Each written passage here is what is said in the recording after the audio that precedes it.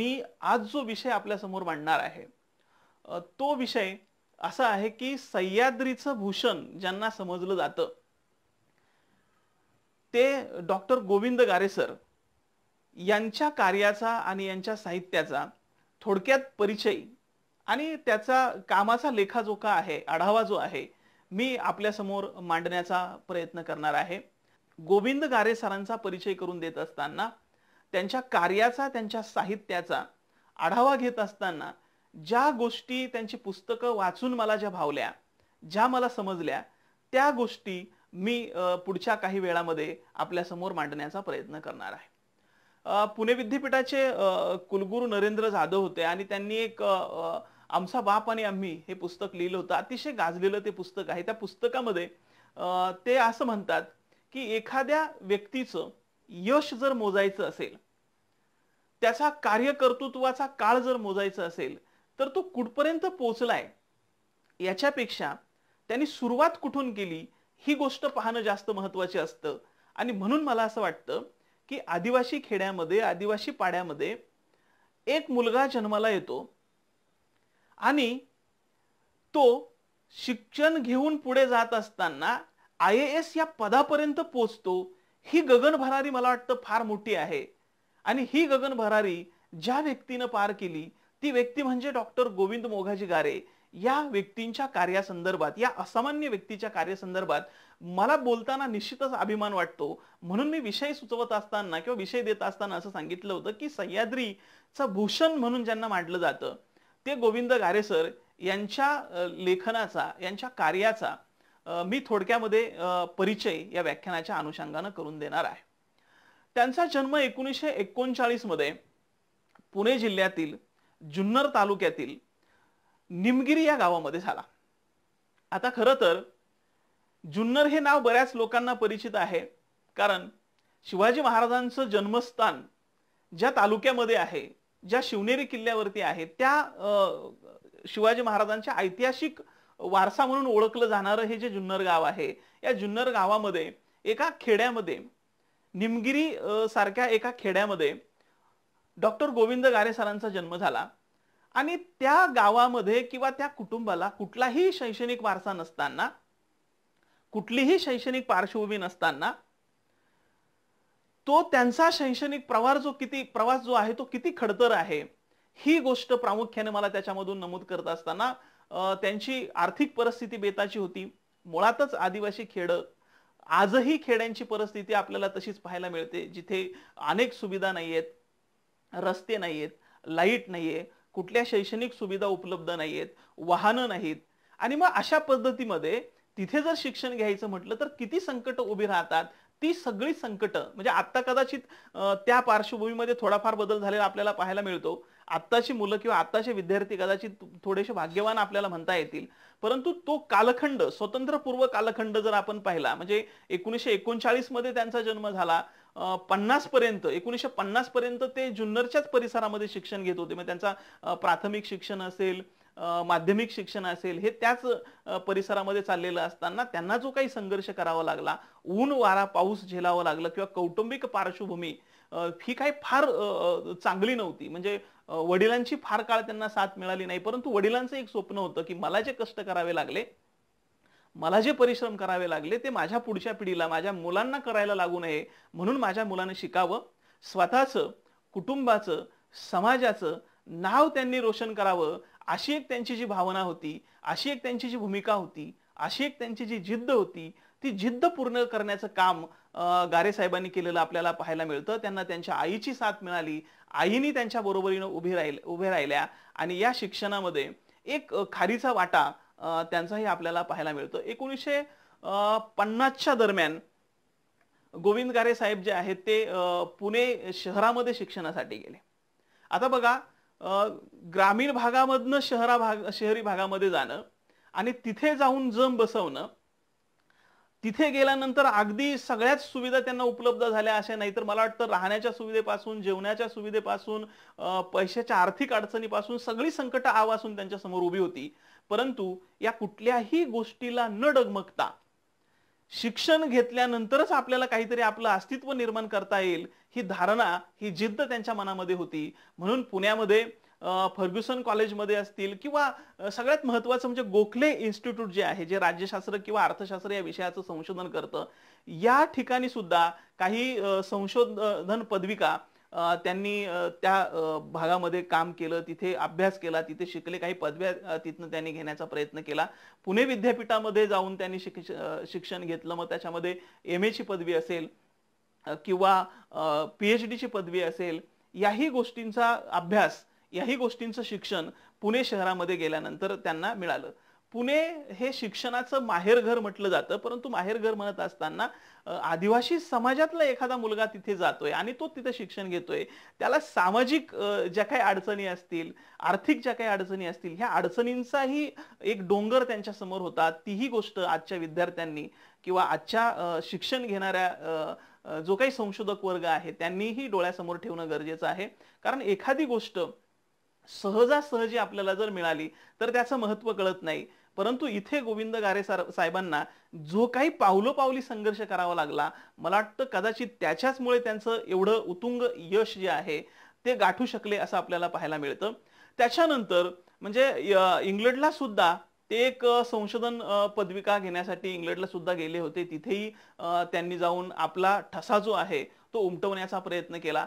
अशा पद्धतीनं त्यांचं बालपण असेल, त्यांचं शिक्षण असेल, प्राथमिक शिक्षण असेल किंवा पी.एच.डी.चं शिक्षण असेल, हे शिक्षण करत असताना, हे पूर्ण करत असताना पी.एच.डी. पूर्ण झाल्यानंतर 1982च्या दरम्यान त्यांच्या आयुष्याला एक कलाटणी मिळाली, ती अशी की त्यांना आय.ए.एस. या पदावरती त्यांची निवड झाली आणि एक आदिवासी समाजातला, लाजऱ्या बुजऱ्या समाजातला, कमी तंत्रज्ञान, सीमित तंत्रज्ञान असणाऱ्या समाजातून प्रतिनिधित्व करणारा हा जो मुलगा आहे, तो एका क्लास 1 अधिकारी पदी जेव्हा नियुक्त होतो, शासकीय सेवेमध्ये जेव्हा रुजू होतो, एक क्लास 1 अधिकारी जेव्हा म्हणून तो काम पाहतो, तेव्हा त्याला होणारा जो आनंद आहे तो निश्चितच वेगळा आहे. आणि मग त्यांचा जो शैक्षणिक प्रवास आहे, तो प्रवास कुठेतरी सफल झाला आणि एका चांगल्या पदावरती त्यांना काम करण्याची संधी मिळाली असं आपल्याला निश्चितरित्या म्हणता येतं. म्हणून त्यांनी वेगवेगळ्या ठिकाणी जे काही गोखले इन्स्टिट्यूटमध्ये काम केलं असेल, मला वाटतं 11 वर्ष जवळजवळ त्यांनी तिथे संशोधन सहाय्यक म्हणता येईल आपल्याला, किंवा एक व्याख्याता म्हणून त्यांनी 11 ते 12 वर्ष काम तिथे करण्याचा प्रयत्न केलेला आपल्याला पाहायला मिळतो. त्याच्यानंतर दुसरी एक महत्त्वाची गोष्ट म्हणजे की विशाल सह्याद्री हे जे वर्तमानपत्र आहे, या वर्तमानपत्रामध्येही त्यांनी काही काळ काम आपल्याला केलेलं पाहायला मिळतं. आणि त्याच्यानंतर आय.ए.एस. अधिकारी असताना समाजाची धुरा ते सांभाळतच होते. वाचन त्यांचं चालू होतं, समाजासंदर्भातला अभ्यास त्यांचा चालू होता, संशोधन चालू होतंच.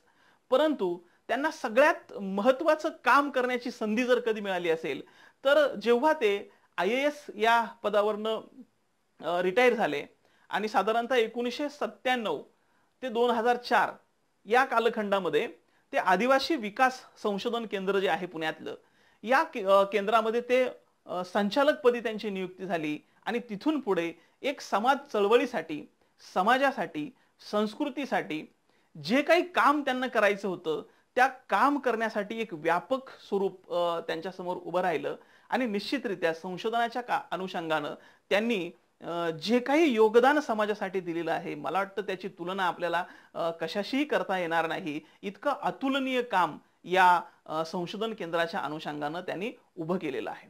त्याच्यामध्ये मला प्रामुख्यानं जी गोष्ट सांगायची आहे ती म्हणजे आदिवासी संस्कृती संग्रहालय हे पुण्यामध्ये जे आहे, मला वाटतं अनेक लोक पर्यटन म्हणून तिथे जातात.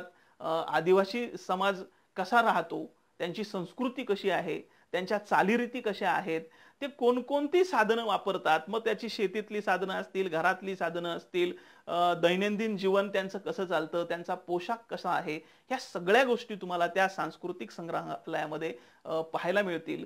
हे एक मोठं काम म्हणून त्यांना आदिवासी संग्रहालयाचे जनक असं म्हटलं जातं, की त्यांनी त्यांच्या कालखंडामध्ये ते उभं करण्याचा प्रयत्न केला. ते उभं करत असताना सुद्धा प्रचंड परिश्रम, प्रचंड कष्ट त्यांना घ्यावे लागले असतील. ह्या सगळ्या गोष्टी उपलब्ध करणं, ह्या सगळ्या गोष्टी जमवणं, या समाजापर्यंत पोचणं आणि ते सगळं संग्रहालय उभं करणं, शासकीय यंत्रणेशी तोंड देणं, ह्या सगळ्या गोष्टींना कुठेही कमी न पडता त्यांनी आपण समाजाच्या हितासाठी काहीतरी करावं, समाजाच्या विकासासाठी काहीतरी करावं आणि येणाऱ्या पुढच्या पिढीला एक वेगळा आदर्श घालून द्यावा, यासाठी हे जे संग्रहालय जे आहे ते एक आदर्श नमुना म्हणून आज दिमाखात पुणे शहरामध्ये उभं असलेलं आपल्याला पाहायला मिळतं. हे खूप मोठं काम त्या अनुषंगानं झालेलं आपल्याला पाहायला मिळतं.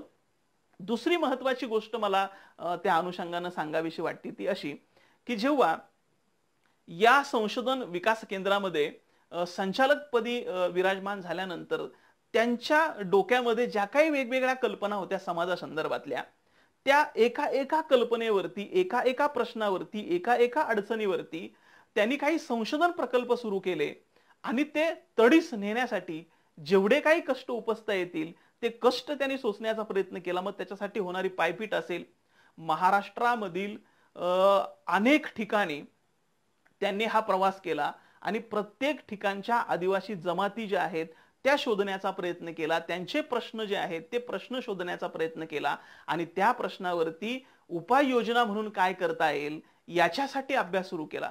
मला असं वाटतं की आत्ता समाजामध्ये अनेक चळवळी आदिवासी प्रश्नांवरती काम करतात, अनेक संघटना आदिवासी प्रश्नांवरती काम करतात.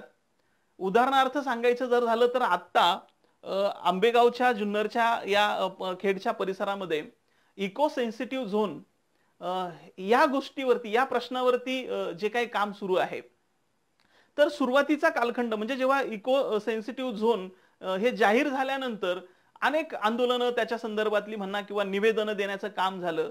परंतु मला असं वाटतं की आंदोलन, मोर्चे ह्या गोष्टी तर आहेतच, त्या कराव्याच लागणार आहेत, त्याच्याशिवाय काही प्रशासन आपल्याला सहकार्य करणार नाही, ह्या सगळ्या गोष्टी आहेत.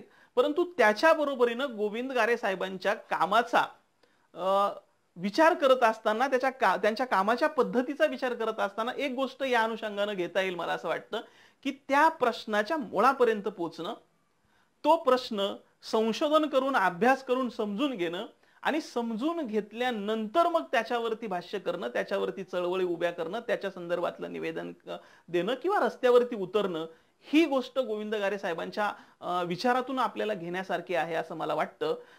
त्या संदर्भामध्ये माझे मित्र किरण लोहकरे सर जे आहेत आणि त्यांचे जे काही मित्र आहेत, मग सीताराम जोशी सर असतील, अमोल वाघमारे असतील किंवा अजून काही मंडळी जी आहेत, त्यांनी खूप सुंदर पद्धतीनं इको सेन्सिटिव्ह झोन म्हणजे काय, तो सुरुवातीला कुठल्या देशांनी स्वीकारला का, कुठल्या देशांनी तो लागू केला, अजून आपल्या कुठल्या राज्यांमध्ये त्याच्यावरती अंमलबजावणी चालू आहे, त्याचे मुख्य हेतू उद्देश काय आहे आणि तिथल्या स्थानिक आदिवासींना नक्की काय त्रास होणार आहे, या गोष्टींचा विचार त्यांनी एका सुंदर पद्धतीने एका लेखामध्ये, एका निवेदनामध्ये ते मांडलं आणि तोच प्रश्न नीटरित्या, व्यवस्थितरित्या समजून घेतला आणि मग आता मला वाटतं चांगल्या पद्धतीने त्याच्यावरती काम सुरू आहे. म्हणून आपल्या अगोदर ज्या संशोधकांनी संशोधन केलं, त्यांची संशोधन पद्धती, त्यांची संशोधनाची रीत काय होती, ही आत्ताच्या तरुणांनी समजून जर घ्यायची असेल तर मला वाटतं गोविंद गारे साहेबांच्या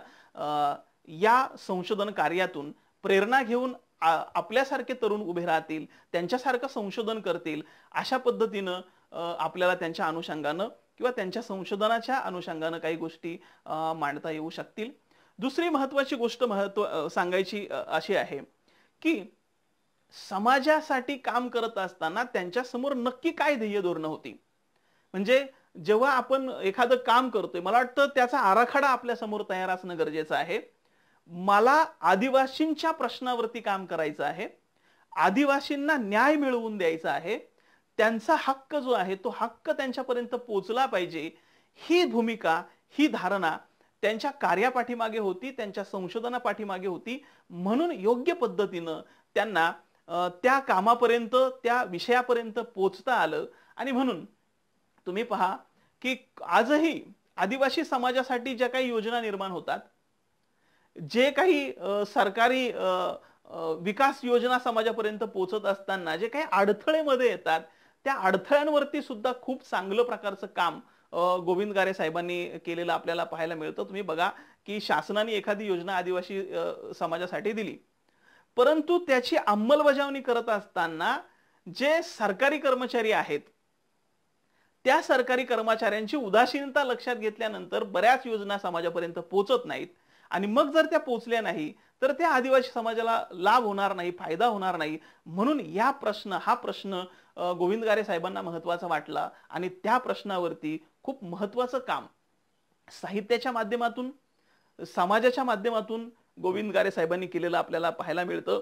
आजही म्हणजे गोविंद गारे साहेब असतानाच ह्या अडचणी तेव्हा होत्या असं नाही, तर आजही मला असं वाटतं की अनेक योजना तळागाळातील आदिवासीपर्यंत पोहोचत असताना मध्ये जो काही अडथळा निर्माण होतो, या अडथळ्यावरती आजच्या तरुणांनी काम करावं ही प्रेरणा गारे साहेबांकडनं घेऊन मग आपल्याला काही वेगळं करता येईल का, आपल्याला सुद्धा अशा प्रश्नांवरती काम करता येईल का, या प्रश्नांची सोडवणूक करत असताना त्याच्या मुळाशी जाता येईल का, हा एक विषय त्या अनुषंगाने आजच्या तरुणांनी स्वीकारावा असं मला वाटतं. म्हणजे पहा की समजा माझं गाव आहे, तुमचं गाव आहे, त्या गावामध्ये काही सुशिक्षित तरुण मंडळी आहेत. त्या तरुणांनी वेगवेगळ्या प्रश्नांवरती वेगवेगळ्या प्रश्नांचं विभाजन करून त्या एकाच प्रश्नावरती जर काम केलं, उदाहरणार्थ मनरेगा सारखं काम असेल तर काही तरुणांनी त्याचा अभ्यास करायला हरकत नाही. रोजगार हमीचं काम असेल तर काही लोकांनी त्याचा अभ्यास करणं गरजेचं आहे. साक्षरतेच्या प्रश्नांवरती काही लोकांनी काम करता येईल, त्याच्यानंतर रोजगार हमीच्या प्रश्नांवरती काही लोकांना काम करता येईल. तर अशा पद्धतीने तरुण लोकांनी जर एकत्र आले, तो प्रश्न समजून घेतला, त्याच्या मुळापर्यंत पोहोचले आणि ती योजना सामान्य लोकांपर्यंत जर पोहोचवण्याचं काम केलं, तर मला वाटतं गोविंद गारे साहेबांनी जी काही भूमिका घेतली होती ती भूमिका आपल्याला लोकांपर्यंत पोहोचवता येईल, ही गोष्ट फार महत्त्वाची आहे. त्याच्यानंतर हे सामाजिक काम करत असताना, वेगवेगळ्या प्रश्न हाताळत असताना त्यांनी लेखनाच्या माध्यमातून पुढे येण्याचं ठरवलं आणि लेखनाचे संस्कार त्यांच्यावरती कसे झाले ही गोष्ट फार मजेशीर आहे, किंवा त्याही गोष्टीचा विचार आपल्या समोर मांडणं गरजेचं आहे असं मला वाटतं.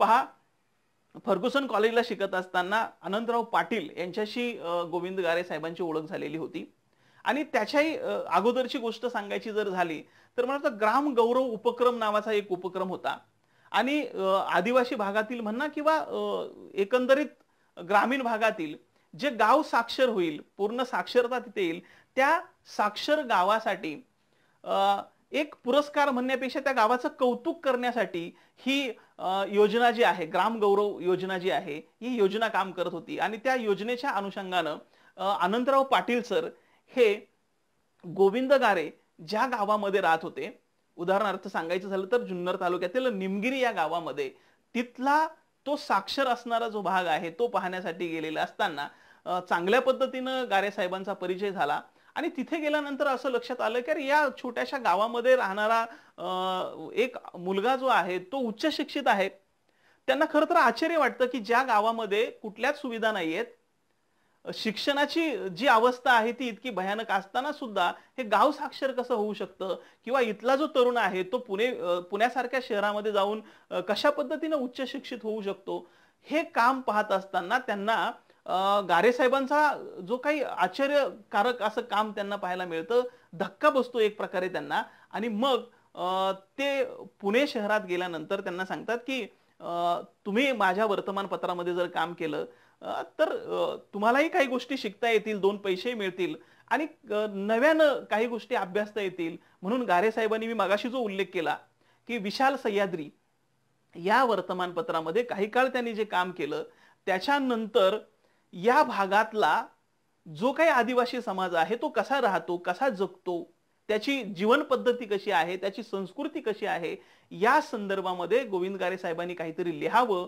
म्हणून त्यांच्यावरती लेखनाचे संस्कार किंवा लेखनाची प्रेरणा जर पहिल्यांदा कोणी दिली असेल तर या विशाल सह्याद्रीचे जे संपादक आहे अनंतराव पाटील, या साहेबांनी खरं तर पहिली संधी गोविंद गारे सरांनी दिली. आणि मग मावळची मुसाफिरी अशा आशयाच्या किंवा अशा शीर्षकाखाली, अशा सदराखाली गोविंद गारे साहेबांनी या आदिवासी परिसरातील जी काही जीवन पद्धती होती ती मांडण्याचा प्रयत्न केला. सुरुवातीला काही सूचना त्यांनी करण्याचा प्रयत्न केला.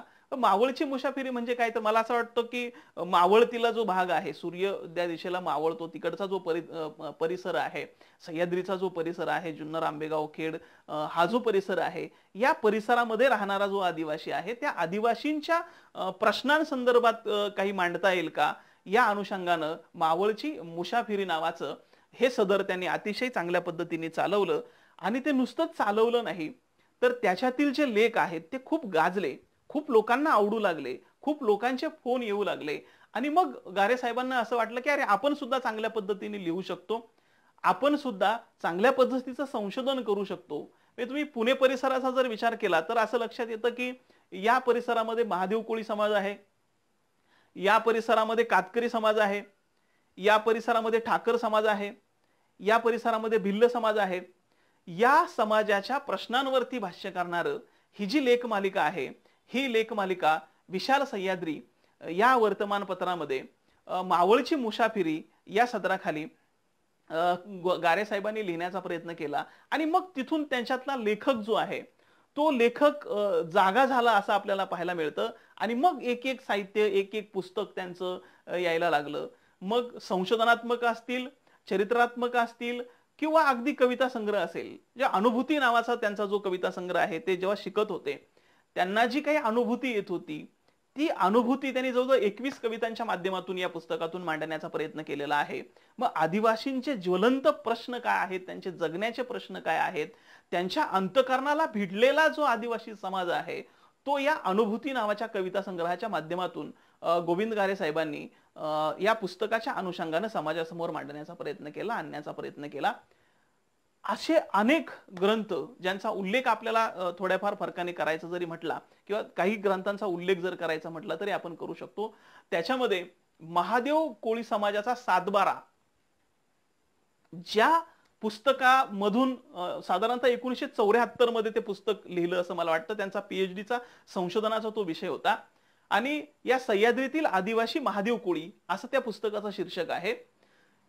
या पुस्तकामध्ये आदिवासी महादेव कोळी समाजाच्या जन्मसंस्कारापासून, मग जन्म एखाद्या आदिवासी मुलाचा जन्म झाल्यानंतर त्याच्यावरती कशा पद्धतीने ते जन्मसंस्कार केले जातात, मग त्याचं बारसं असेल, त्याची बाराई असेल, त्याची पाचवी असेल, मग त्याची पाचवी पूजन असेल, ह्या सगळ्या बाबी पासून तर मृत्यू संस्कार कशा पद्धतीने होतो, या गोष्टींचा लेखाजोखा या महादेव कोळी जमातीच्या संदर्भामध्ये त्यांनी या पुस्तकामधून मांडण्याचा प्रयत्न केलेला आहे. मग त्याच्यामध्ये त्यांच्या लग्न पद्धती कशा आहेत, त्यांचे सण उत्सव कसे आहेत, त्यांच्या रूढी परंपरा कशा आहे, त्यांची भाषा कशा पद्धतीने आहे. म्हणजे या भागातल्या भाषेलाही मावळी बोली असं म्हटलं जातं.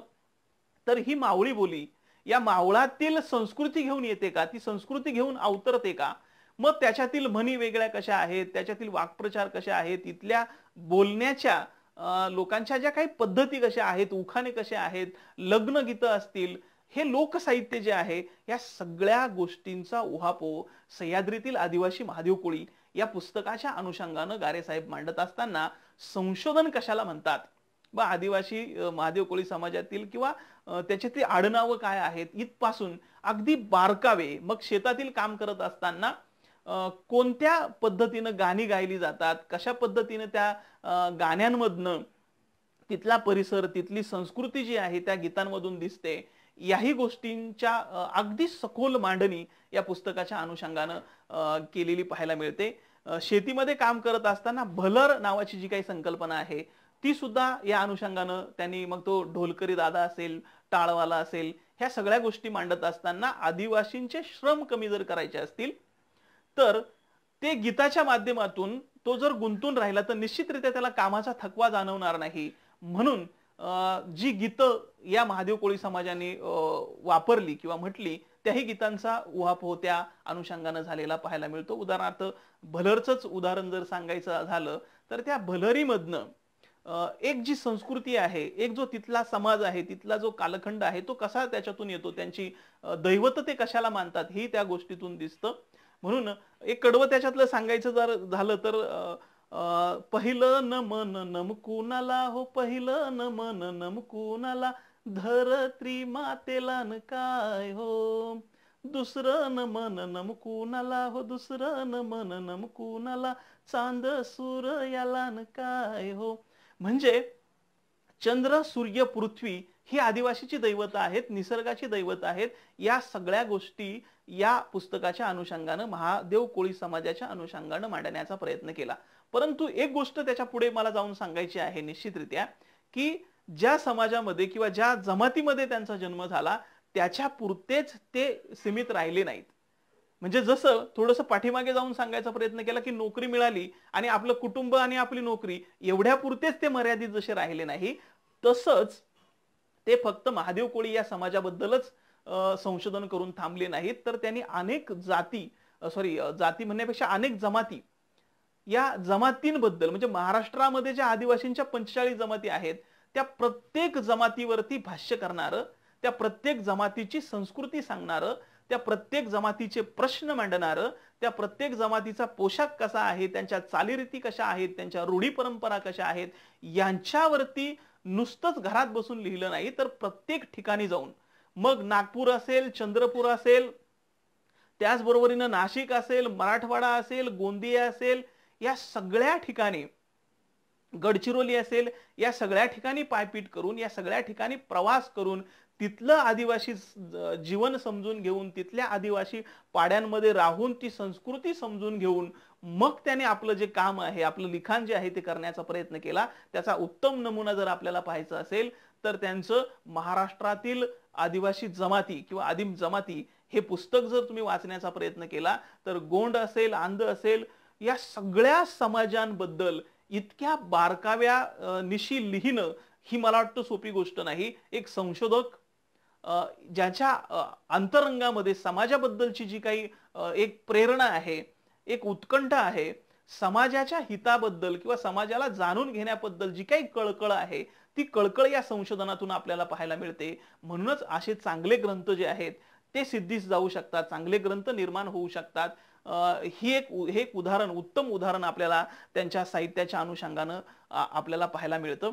दुसरी महत्वाची गोष्ट म्हणजे त्यांचं जे एक पुस्तक आहे आदिवासी आणि नक्षलवादी, या पुस्तका संदर्भात ते म्हणत असताना म्हणतात, मी जेव्हा शासकीय सेवेमध्ये होतो तेव्हापासून माझ्या समोर हा प्रश्न होता, परंतु तो मांडण्यासाठी मला काही अभ्यास करणं गरजेचं होतं. मग 1997 मध्ये जेव्हा त्यांना म्हणजे ते निवृत्त झाले त्याच्यानंतर या प्रश्नावरती काम करण्याचं ठरवलं. बऱ्याच दिवस, मला वाटतं जवळजवळ 20 एक वर्ष या प्रश्नावरती त्यांनी संशोधन केल्याचं आपल्याला पाहायला मिळतं.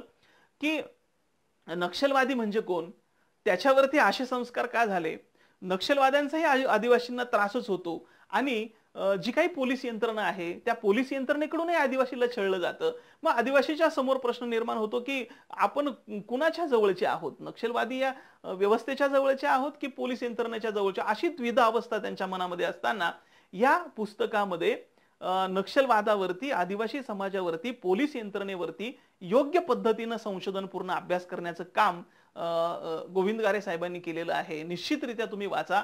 एक वेगळा आशय, एक वेगळं संशोधन या अनुषंगानं आपल्या समोर आल्याशिवाय राहणार नाही. आणि म्हणून असे वेगवेगळे ग्रंथ जेव्हा ते निर्माण करतात तेव्हा त्यांच्या पाठीमागचं संशोधन जे आहे, हे संशोधन, हे कष्ट मला वाटतं आत्ताच्या तरुण पिढीनं समजून घेणं गरजेचं आहे. कारण एका माणसानं कोणकोणत्या फील्डमध्ये, म्हणजे प्रशासकीय सेवेमध्ये काम करणं, त्याचबरोबर साहित्य क्षेत्रामध्ये काम करणं, संस्कृतीच्या प्रश्नावरती काम करणं, दैनंदिन जीवनावरची जे काही प्रश्न निर्माण होतात त्याच्यावरती काम करणं, काही मासिकं चालवणं, त्याचं संपादन करणं, काही पुस्तकं लिहिणं, ही गोष्ट मला वाटतं सोपी नाही. इतकं मोठं काम करणं एका व्यक्तीसाठी ही अशक्य गोष्ट असताना सुद्धा गोविंद गारे साहेब जेव्हा हे शक्य करून दाखवतात तेव्हा हे असामान्य कर्तृत्व, हे असामान्य व्यक्तिमत्व आहे असं आपल्याला म्हणावं लागतं. आणि निश्चितचरित्या एवढेच त्यांचे काही ग्रंथ नाही तर अजूनही त्यांच्या काही ग्रंथाबद्दल आपल्याला बारकावीने मांडता येईल.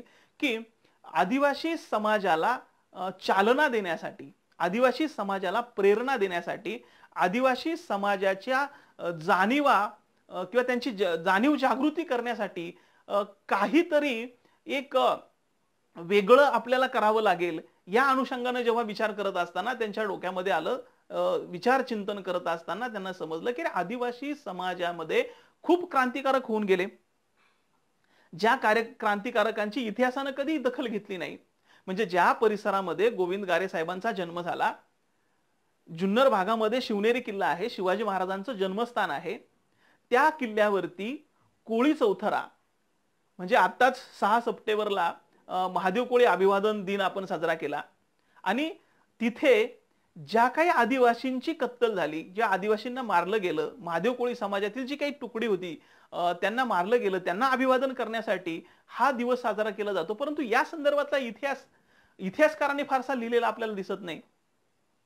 म्हणजे जसे शिवाजी महाराजांच्या कालखंडामध्ये स्वराज्याच्या निर्मितीसाठी अनेक आदिवासी कामी आले होते, तशाच पद्धतीने स्वतंत्र निर्मितीसाठी सुद्धा अनेक आदिवासी क्रांतिकारकांचं योगदान खूप मोलाचं आहे. परंतु ते मात्र आपल्याला इतिहासानं कुठेही लिहिलेलं दिसत नाही, त्यांची दखल कुठेही घेतलेली दिसत नाही. या गोष्टींचं संशोधन आपणच करणं गरजेचं आहे. आणि आपल्या समाजामध्ये जे काही थोर क्रांतिकारक होऊन गेले, समाज सुधारक होऊन गेले, आदिवासी आणि स्वतंत्र लढ्यामध्ये जे काही योगदान दिलं, त्या लोकांचं संशोधन करून त्यांच्यावरती एखादा ग्रंथ आपल्याला लिहिता येईल का, अशा अनुषंगानं गोविंद गारेंची भूमिका जेव्हा महत्वपूर्ण ठरते, तेव्हा स्वतंत्र लढ्यातील आदिवासी क्रांतिकारक असं पुस्तक जन्माला येतं. मग त्याच्यामध्ये अगदी बिरसा मुंडा असतील, त्यांच्यापासनं तर आजपर्यंत ज्या ज्या क्रांतिकारी, मग त्याच्यातील नाग्या कातकरी असतील, होना केंगले असतील, त्याच्यानंतर राघोजी भांगरे असतील, या सगळ्या लोकांचं, सतू मराडे असतील, ह्या सगळ्या लोकांचं योगदान जे आहे, म्हणजे आपल्याच समाजामध्ये आपल्याच आजूबाजूला जी राहणारी मंडळी होती, ज्यांना या समाजाचा अन्याय अत्याचार पटला नाही आणि ज्यांनी बंड करून उभं राहण्याचा प्रयत्न केला, त्यांना बंडकरी खरं तर असं म्हटलं जातं. तर या क्रांतिकारकांचा इतिहास जर आपल्या समाजाच्या समोर आला, तरुणांच्या समोर आला, तर निश्चितरित्या याच्यातून हा नवा समाज किंवा नवी पिढी जी आहे ती प्रेरणा घेईल, पेटून उठेल आणि निश्चितरित्या या समाजाला एक वेगळी दिशा देता येईल. म्हणून स्वतंत्र लढ्यामध्ये आदिवासी क्रांतिकारकांचं जे योगदान आहे ते या ग्रंथाच्या अनुषंगानं, लढ्यातील आदिवासी क्रांतिकारक या पुस्तकाच्या अनुषंगानं गोविंद गारे साहेबांनी मांडण्याचा प्रयत्न केला. हे पुस्तकही अप्रतिम आहे. त्याचाही आढावा जर तुम्ही घेण्याचा प्रयत्न केला तर निश्चितरित्या तुम्हाला आदिवासी समाजामध्ये जे जे क्रांतिकारक होऊन गेले आणि त्यांनी काय योगदान दिलं हे निश्चितरित्या लक्षात आल्याशिवाय राहणार नाही. त्याच्यानंतर त्यांनी क्रांतिकारकांच्या वरतीच लिहिलं, एवढं लिहून ते थांबले असं नाही, तर लोकसाहित्यामध्ये सुद्धा त्यांचं प्रचंड मोठं काम आहे. म्हणजे अगदी दुर्गा भागवत असतील किंवा इरावते कर्वे असतील, यांनी जे काही लोकसाहित्यावरती काम केलं, त्याच्यानंतर आदिवासी लोकसाहित्यामध्ये काही एक पुस्तकं आपल्याला लिहिता येतील का? मग त्याच्यामध्ये आदिवासी लोककथा असतील, आदिवासी लोकगीतं असतील, आदिवासी ताल सूर वगैरे ही पुस्तकं असतील, या सगळ्या पुस्तकांच्या अनुषंगाने जर विचार केला तर आदिवासी लोकसंस्कृती कशी होती, आदिवासी कथा कशा होत्या, लोककथा कशा होत्या, आदिवासी लोकगीतं कशी होती, त्यांचा उगम कशा पद्धतीने झाला, या सगळ्या गोष्टींचा लेखाजोखा या पुस्तकांच्या अनुषंगाने ते मांडण्याचा प्रयत्न करतात. आणि म्हणून त्यांचं साहित्य जे आहे, साहित्य विश्व जे अफाट आहे, त्याला कुठल्याही बंधनामध्ये आपल्याला बांधता येणार नाही असं मला वाटतं. त्याच्या पुढे जाऊन जे एक पुस्तक गोविंद गारे साहेबांनी लिहिलं, त्यामध्ये मात्र फक्त आदिवासी समाजच नाही, तर आदिवासी समाजाबरोबर आदिवासी हितासाठी ज्या ज्या लोकांनी कार्य केलं, ज्या ज्या लोकांनी काम केलं, त्या लोकांसंदर्भातलं एक त्यांचं एक काय म्हणता येईल त्याला थोडक्यामध्ये आपल्याला, की त्यांचं पांग फेडण्यासाठी, त्यांचे ऋण व्यक्त करण्यासाठी जे काही पुस्तक लिहिलं ते आदिवासी विकासाचे दीपस्तंभ. मला वाटतं हे पुस्तक सुद्धा खूप महत्वपूर्ण आहे, की या पुस्तकाच्या अनुषंगानं बिगर आदिवासी समाजामधले जे काही आदिवासी समाज हिताचा विचार करणारी मंडळी आहेत, त्या लोकांचं ऋण व्यक्त करण्यासाठी या पुस्तकाची निर्मिती झाली असं मला वाटतं. त्यांच्या प्रस्तावनेमध्येच गोविंद गारे साहेबांनी आपली भूमिका स्पष्ट केलेली पाहायला मिळते, की ते म्हणतात की एखादा माणूस तो कुठल्या समाजामध्ये जन्माला आला ही गोष्ट जास्त महत्वाची नाही, त्याची भूमिका काय आहे, तो कुठल्या विचारधारेने काम करतो, तो कुठल्या प्रश्नासाठी लढतो, ही गोष्ट मला जास्त महत्वाची वाटते. मग अगदी गांधीजी असतील किंवा डाव्या विचारांचे असतील, उजव्या विचारांचे असतील, या सगळ्या गोष्टींच्या भूमिकेबद्दल मांडत असताना जो आदिवासींच्या जखमावरती फुंकर घालतो आणि सुरुवातीच्या काळामध्ये आदिवासी समाजाच्या प्रश्नांवरती ज्यांनी वाचा फोडण्याचं काम केलं, लेखणी ज्यांच्या हातामध्ये होती, त्यांनी आदिवासी संस्कृतीची ओळख का होईना करून देण्याचं काम केलं. अशा लोकांचं ऋण व्यक्त करण्यासाठी काहीतरी आपण केलं पाहिजे या अनुषंगाने या पुस्तकाची निर्मिती झालेली पाहायला मिळते. परंतु याच्यामध्ये एक व्यापक भूमिका गोविंद गारे साहेबांची आहे हे आपल्याला पाहायला मिळतं. कारण अशा पद्धतीनं जर आपण व्यापक भूमिका घेतली नाही तर आपण एका संकुचित प्रवृत्तीचे आहोत की काय, अशी एक शंका येऊ शकते. म्हणून मला असं वाटतं की एका जातीमध्ये, एका जमातीमध्ये अडकून न राहता फक्त एकाच जमातीचे प्रश्न सुटले आणि मग माझं काम संपलं असं नाही, तर मला वाटतं आदिवासीमध्ये अजूनही अशा काही जमाती आहेत की त्यांच्यापर्यंत शिक्षण पोहोचलं नाही, त्यांचे जगण्याचेच प्रश्न सुटले नाही. अशा प्रश्नांवरती सुद्धा काम करणं गरजेचं आहे. ही भूमिका या पुस्तकाच्या अनुषंगानं गारे साहेब घेतात असं आपल्याला पाहायला मिळतं. मला वाटतं इतर समाजातली, मी पाठीमागच्या एका व्याख्यानामध्ये बोललो होतो की इतर समाजातली सगळीच माणसं वाईट आहेत असा दृष्टिकोन ठेवणं चुकीचं आहे. निश्चितरित्या आदिवासी समाजाला पाठीमागे खेचण्यासाठी, आदिवासी समाजावरती अन्याय करण्यासाठी काही समाज कंटक आहेतच, निश्चितरित्या आहेत, त्याबद्दल मला काही म्हणायचं नाही. परंतु काही समाज निश्चितरित्या चांगला आहे. आदिवासी प्रश्नांवरती, त्या प्रश्नांची जाण त्यांना आहे, आदिवासींचं दुःख त्यांना समजतं. अशा लोकांना समाविष्ट करून ही चळवळ आपल्याला पुढे नेता येईल का, ही भूमिका माझी नाही, तर ही भूमिका गारे साहेबांची आहे. म्हणून मला असं वाटतं की ती भूमिका नंतरच्या पिढीनं सुद्धा पुढे घेऊन जाणं गरजेचं आहे. बऱ्याच वेळा काय होतं माहितीये का, आता ज्या काही चळवळी अस्तित्वात आहेत त्या चळवळी निश्चितरित्या चांगलं काम करतात, याच्याबद्दल दुमत नाही. परंतु ज्या समाज सुधारकांच्या किंवा ज्या लेखकांच्या, ज्या विचारवंतांची प्रेरणा घेऊन आपण पुढे जाणार आहोत, त्या लोकांचे विचार, त्या लोकांची पुस्तकं आपण किती वाचलेली आहेत, त्यांचे विचार, त्यांची तत्व, त्यांच्या विचारांची दिशा, त्यांचा मार्ग खरंच आपण समजून घेतलेला आहे का? मला वाटतं याही गोष्टींचा विचार कुठेतरी होणं गरजेचं आहे. कारण ज्याचे वारसदार म्हणून आपण पुढे जाणार आहोत, मग त्याच्यातील बिरसा मुंडांचे विचार असतील, त्याच्यानंतर राघोजी भांगरेंचे विचार असतील, या सगळ्यांचे विचार जर आपल्याला पुढे न्यायचे असतील, किंवा गोविंद गारे साहेबांचे विचार असतील, वारुदादा सोनवणे साहेबांचे विचार असतील, यांचे विचार आपण, किंवा उषा किरण आत्राम, कुसुम आलाम, या स्त्रियांचे जे काही विचार मांडण्याचा प्रयत्न करतात, यांचे विचार जर आपल्याला पुढे घेऊन जायचे असतील, तर मला वाटतं त्यांचं साहित्य, त्यांची पुस्तकं, त्यांचं तत्वज्ञान, त्यांचे विचार हे चांगल्या पद्धतीनं आपल्याला समजून घ्यावेच लागतील. आणि न समजून घेता जर आपण मांडणी करायचा प्रयत्न केला तर या लोकांच्या विचारांना किंवा विचारांशी कुठेतरी आपण फारकत करतो की काय, अशी एक धारणा होण्याची शक्यता नाकारता येत नाही. म्हणून मला असं वाटतं की या समाजातील जे आद्य विचारवंत होते त्यांची भूमिका काय होती याच्यासाठी आपल्याला वाचन करावं लागेल. गोविंद गारे साहेबांनी जवळजवळ 50 पेक्षाही जास्त ग्रंथ लिहिले. कित्येक ग्रंथ आज उपलब्ध नाहीत, परंतु बऱ्याच प्रमाणातले ग्रंथ उपलब्ध आहेत. त्या ग्रंथांचं वाचन जर आपल्याला आपण करायचं जर झालं तर मला वाटतं आदिवासी समाज समजेल, आदिवासी संस्कृती समजेल, आदिवासी समाजामध्ये झालेलं जे काही संशोधन आहे ते संशोधन समजेल, आणि पुढची दिशा आपली काय असायला हवी तीही दिशा समजेल. म्हणून तरुणांनी, आत्ताच्या संस्था संघटनांनी गारे साहेबांच्या पुस्तकांचं वाचन करावं. आणि ते विचार म्हणजे निश्चितरित्या लोक वाचतात, त्यांचं स्वागत आहे, निश्चितरित्या साहित्य समजून घेतात, त्यांचं कौतुकच आहे. परंतु अजूनही ज्या समाजापर्यंत हे विचार पोहोचले नाहीत त्या समाजानं, त्या तरुणांनी या पुस्तकांचं वाचन करावं असं मला वाटतं. हे काम करत असताना शासनानं किंवा समाजानंही त्यांची दखल घेतलेली आपल्याला पाहायला मिळते. त्यांना आतापर्यंत शिवनेरी भूषण पुरस्कार मिळालेला आहे, त्याचबरोबर ना आदिवासी सेवक पुरस्कार मिळालेला आहे, किंवा बिरसा मुंडांच्या नावानं जो राष्ट्रीय पुरस्कार दिला जातो तोही पुरस्कार त्यांना मिळालेला आहे. का तर ही कामाची पावती आहे. इतकं काम करत असताना, म्हणजे पुरस्कारासाठी काम केलं असं मला म्हणायचं नाही, परंतु हे काम करत असताना त्यांची समाजानं अगदी राष्ट्रीय पातळीवरती सुद्धा त्यांची दखल घेतलेली आहे. निश्चितच रित्या ते काम तेवढं मोठं होतं, म्हणून त्यांना ही दखल घ्यावी लागली. त्यांच्या कामाच्या पद्धतीमध्ये मला एक बारकावा सांगावासा वाटतो, तो महत्वाचा असा की फक्त देश पातळीवरती, राष्ट्र पातळीवरती, जिल्हा पातळीवरती ते काम करत नव्हते, तर त्यांची जी भूमिका होती अगदी तळागाळातील आदिवासी खेड्यामध्ये, आदिवासी पाड्यामध्ये तिथे जाऊन तिथल्या लोकांना आपल्याला काय सांगता येईल. उदाहरणार्थ काय, स्वातंत्र्य मिळाल्यानंतर किंवा डॉक्टर बाबासाहेब आंबेडकरांनी संविधान लिहिलं आणि संविधानामध्ये जी काही कलम मानवी हक्क, कर्तव्य यांच्यासाठी टाकली, परंतु आदिवासींना आपले हक्क काय आहेत, आपले कर्तव्य काय आहेत, आपल्या जबाबदारी काय आहेत हे माहितच नव्हतं. तिथपर्यंत त्या कशा पोहोचतील?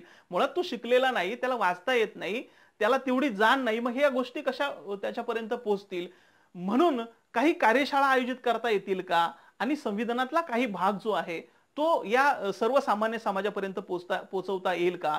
त्यांच्यासाठी कोणत्या योजना आहेत, त्या योजना त्यांच्यापर्यंत सांगता येतील का? अगदीच उदाहरण म्हणून सांगायचं झालं तर ग्रामपंचायत कशा पद्धतीने चालते, ती कशा पद्धतीने काम करते, अशा काही गोष्टींवरती कार्यशाळा घेण्याचं काम गोविंद गारे साहेबांनी केलेलं आपल्याला पाहायला मिळतं. मला वाटतं अगदी तळागाळातील प्रश्न कसे हाताळावेत आणि तळागाळातील माणसापर्यंत कसं पोचावं, त्याच्यापर्यंत कायदे कसे पोचवावेत, त्याच्यापर्यंत ज्ञान कसं पोचवावं, या गोष्टीसाठी काम केलेलं आपल्याला पाहायला मिळतं.